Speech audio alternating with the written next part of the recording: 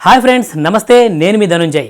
ఈరోజు ఈ పాటలో కొత్తగా సినిమా రంగంలోకి రావాలనుకుంటున్న నటీనటులకు ఉండవలసిన మినిమం క్వాలిటీస్ ఏంటి అనేది మన సినిమా పెద్దలు వాళ్ళ అనుభవాల ద్వారా చెప్పిన కొన్ని ముఖ్యమైన మాటలు విందాం. టాలెంట్ని సినిమా ఫీల్డ్ ఎప్పుడూ వదులుకోదు.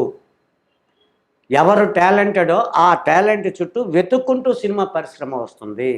ప్రతి చరిత్ర చూసుకున్న కష్టంతో, కడుపు మండిపోయి, ఆకలితో, పట్టుదలతో, వైరాగ్యం చెందకుండా, తిరిగి వచ్చేయకుండా ఇదే నా టార్గెట్ అని ఒక లక్ష్యాన్ని గురిపెట్టుకొని ఉండేటటువంటి వ్యక్తులే ఈరోజు సినిమా ఫీల్డ్లో నిలబడగలుగుతారు.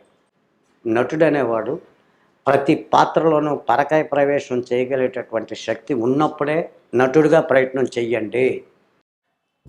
యాక్టింగ్ పట్ల బొత్తిగా అవగాహన లేని వాళ్ళు కూడా తిన్నగా అక్కడికి వెళ్ళిపోయి ప్రయత్నాలు చేసేస్తున్నారు.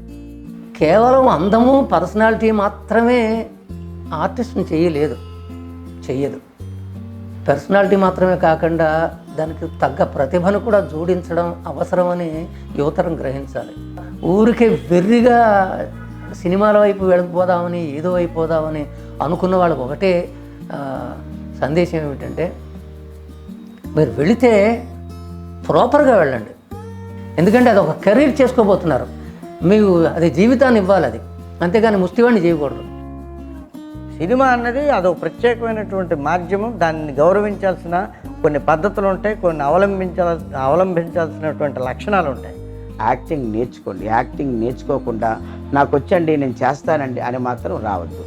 ఎందుకంటే మనం కెమెరా ముందు నిలబడిన తర్వాత క్లోజ్ షాట్ అంటే ఏంటి, మిడ్ షాట్ అంటే ఏంటి, వైట్ షాట్ అంటే ఏంటి, ట్రాలీ షాట్ అంటే ఏంటి, ప్రొఫైల్ అంటే ఏంటి, ఇవన్నీ మీరు తెలుసుకున్నప్పుడు కెమెరా ముందు మీరు అద్భుతంగా యాక్ట్ చేయగలరు. మీరు అవన్నీ ఏమీ తెలియకుండా కెమెరామెన్ గారు డిఓపి ఏమో ఫోకస్లో ఉండండి అంటే మీరు ఎటో చూస్తే అది ఫోకస్ కాదు. మీరు సినిమా అవగాహన పెంచుకోవాలి. ఏమీ నేర్చుకోకుండా మాత్రం రావద్దు. ఫస్ట్ ఎడ్యుకేషన్ కంప్లీట్ చేయండి. ఆ తర్వాత మీ యొక్క డ్రీమ్స్ని ట్రై చేయండి.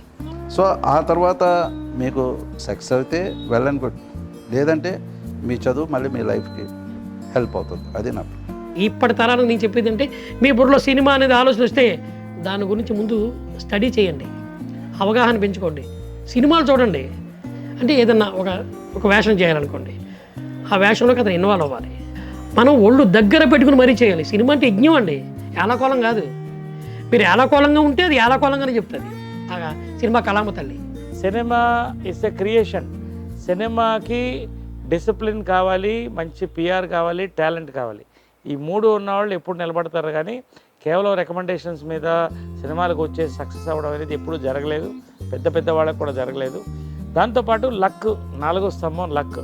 ఈ లక్ అనేది అన్నింటిలో ఉంటాయి. కాబట్టి ఈ 4 స్తంభాలు కలిస్తేనే ఈ 4 స్తంభాలు అనేటువంటి సినిమా. జై సినిమా. Thank you. చూసారు కదా ఫ్రెండ్స్, ఈ వీడియోపై మీ విలువైన అభిప్రాయాన్ని తెలియజేయండి. అలాగే మీ వాళ్ళందరికీ ఈ వీడియో షేర్ చేయండి. సో మళ్ళీ వచ్చేవారం నెక్స్ట్ పార్ట్లో మళ్ళీ కలుద్దాం. Thank you so much. మీ ధనుంజయ్.